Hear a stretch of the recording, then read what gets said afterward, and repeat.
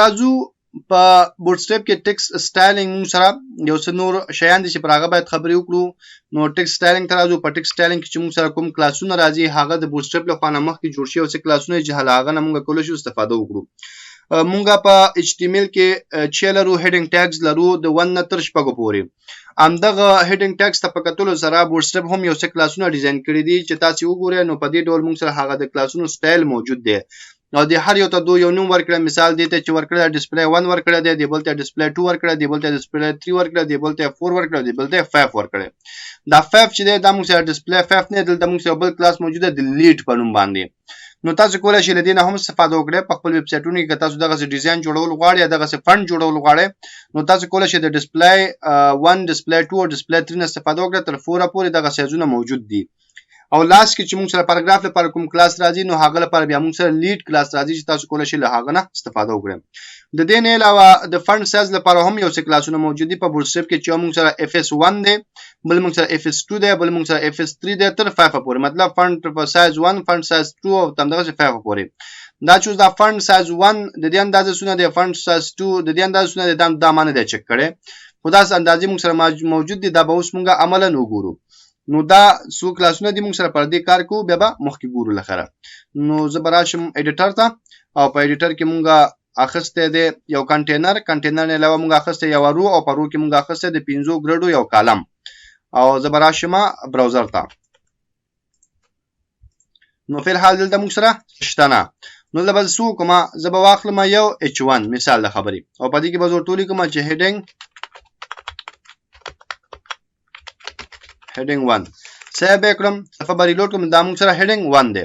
اوس کله دې سټایل بدلوم نو دلته به چې کوم یو کلاس ورته لګوم. کلاس موږ سره چې ډسپلی 1 دی. نو دا براشه ډسپلی بورډ لیکه او بیا ورته 1 لیکه سیب کې او را باشه صفه به ریلوډ کړي نو دا سره دا ډسپلی 1 دی.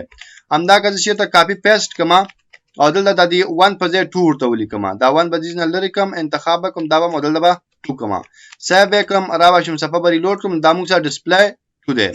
اول ته هم به بس ټونو لیکو تاسو خپل په پويږئ. دا کاپی پیسټ کما او دلته چې موږ ټول لیکل دي دا به انتخاب کوم دا به انتخاب کوم دا به انتخاب کوم. نو درې واړه به 3 موږ سره مطلب heading 3 او ډسپلی 3 دا موږ سره کلاسونه دي. ډسپلی 1 دا شو ډسپلی 2 دا شو 3 موږ سره دا شو. سیو وکړه سفاری لوډ کړه دا موږ سره بل سټایل دی. دا به سو پوری کار کې سونه چې تاسو سره heading tags موجود دي. heading tag موږ سره سو پوری موجود دي شپږو پوری موجود دي. نو دا به زره حواله ما دا شو موږ سره څلور او دا به یو ځل بیا کاپی پیسټ کړم دا به بدل کړم او څلور به 15 ته واړم. دا به چې موږ سره 15 او دا شو 15 دا به یو ځل بیا پیسټ کړم او دا به چې موږ سره شپږ. دلته به راشم او دا به هم انتخاب کړم دا به ذکرم شپږ او سیو وکړم صفه به ریلوډ کړم. نو دا موږ سره مختلف سټایلونه موجود دي لکه څنګه چې موږ سره هیډینګز موجود دي په HTML کې. د هغو لپاره دوی دا ټایپوګرافي بدل کړې ده. تاسو کولای شئ لدینه استفاده وکړئ. لاست کې موږ سره یو کلاس موجود دی ډیلیټ په نامه او هغه موږ کولای شو هر یو استعمالول شو. موږ زیاتره پاراګراف ته استعمالو. نو که زه یو پی ټیګ واخلم او په دې کې زه لاریم واخلم نو لاریم چې دی بای ډیفالت هغه موږ سره په دې شکل راځي. دا موږ سره په دې شکل راغی. اوس کله لږ یو جدا سټایل ورکول غواړم نو د موږ سره کلاس راځي ډیلیټ په نوم باندې. نو به تراشي ام دې پاراګراف ته کلاس به واخلي او کلاس کې به ورته شلی کې لیډ به لیکي چې کله دې ورته لیډ ولیکو صفه به ریلوډ کړي نو تاسو کوم سټایل دی هغه به دی یو ته وړي. نو دا یو څه ټایپوګرافي کلاسونه موجود دي تاسو کولای شئ لدینه په خپل ویب سټونو کې کار واخلئ. بل موږ سره فونټ سایز موجود دي. مثال کوم دغه پاراګراف ته راشم FS1 ورته ولیکم نو زګورو چې څه کیږي. FS1 مې ولیکلو راځم صفه ریلوډ کوم نو زمونږ چې کوم لیکل دی پاراګراف تاسو وګورئ هغه په دې اندازه غټ شو موږ سره.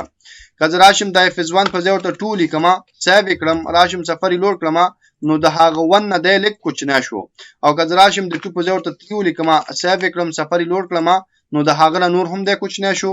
نو دا مونږ کولای شو تر 15 پورې د کشپګو پورې نو دا مونږ ورلا ورکو سیو کړو نو دا به مونږ سره په دې شکل راشي او دا مونږ سره سو پورې د 15 پورې. نو دا یو څه بلټن کلاسونه دي د فونټ سایز اړوند چې تاسو کولای شئ لدینه په خپل پروجیکټس کې کار واخلئ او دا مونږ سره ټایپوګرافي اړوند پر کلاسونه دي. نو دا مونږ سره په بوټ سټریپ کې تیار مخکې موجود دي.